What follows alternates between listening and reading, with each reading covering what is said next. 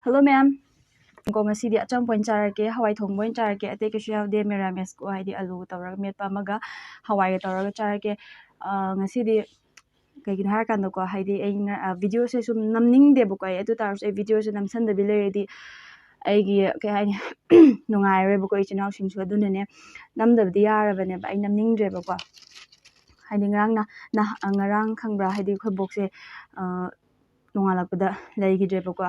kaino harabada sirameba khoi bagi het pokpa mama do aduduna marang tawbane wakhal nungai taba khotaba adu ko mayam am tawbane aduda video si su nambam amta khangdeba ko adagi khoi ayuk nungdin ju haidi mi mayam tinbanina nambam khangdre aduna hojik nungdang oibise aina makpane ba ko adi chak su chaboy chadabay tawnare ado ay sum namsal abane hingjang se hawai thongbu sum hawidana ko ado ma'am atay nate adugine ay yaragadi asum nungdang khundingi tamna chambo ina charasu ko merames na ta charasu ay sum charake adu ma'am ay chana ba tawrage video se hawna ba tawrage chakna chana ba tawrage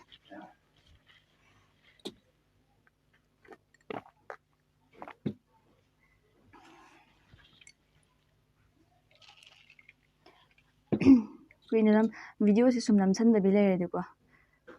kina tawrade pharak tar da ma'am hawya da hingjang pur amdre sibidi hingjang le ba ko ado import to adu pur amdre adu lowure chana ba tawrage ko hingjang mudi si de su pukam da su yawe ba ko du tar su champra se sungjan si hawai thongbada champra hapa yam hawbani ba ko leya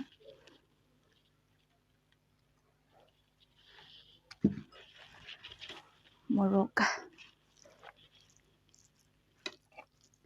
chak se ina ko chen jelingi de ingre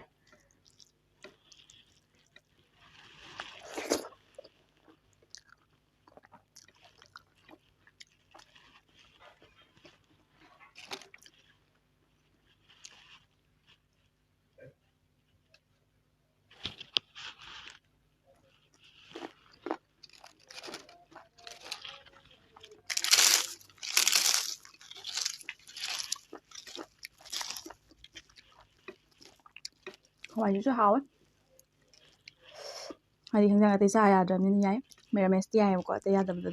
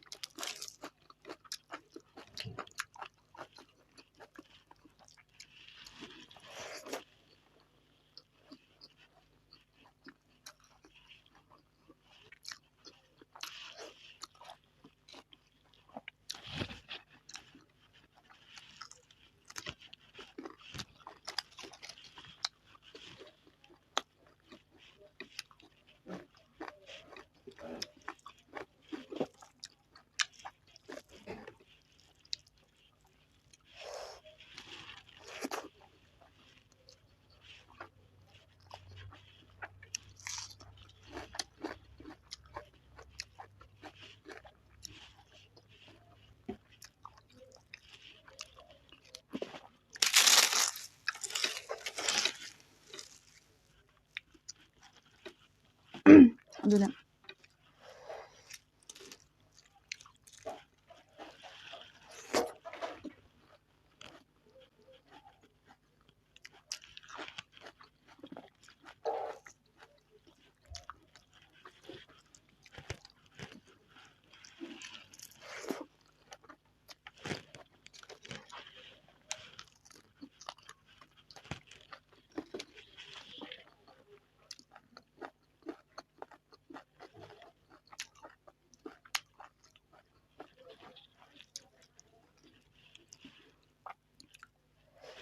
akoini hingini ko hingida bobok adagi ima luna tawse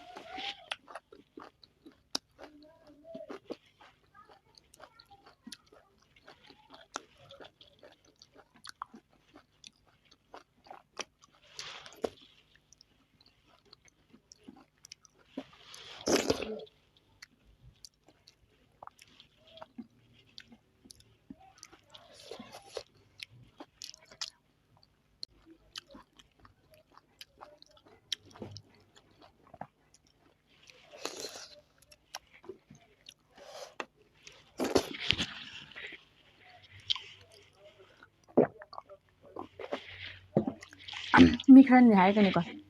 video se sungam nam da makti ya da be mong da nya ai video nam da su ai ko do su video nam da tar di sum lai san gi tar di ai gi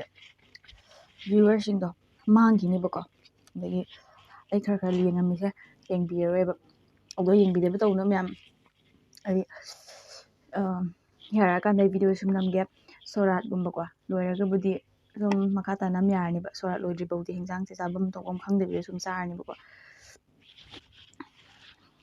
ado mem video se sai se lage ai matung video ma pur rak charage thank you for watching bye bye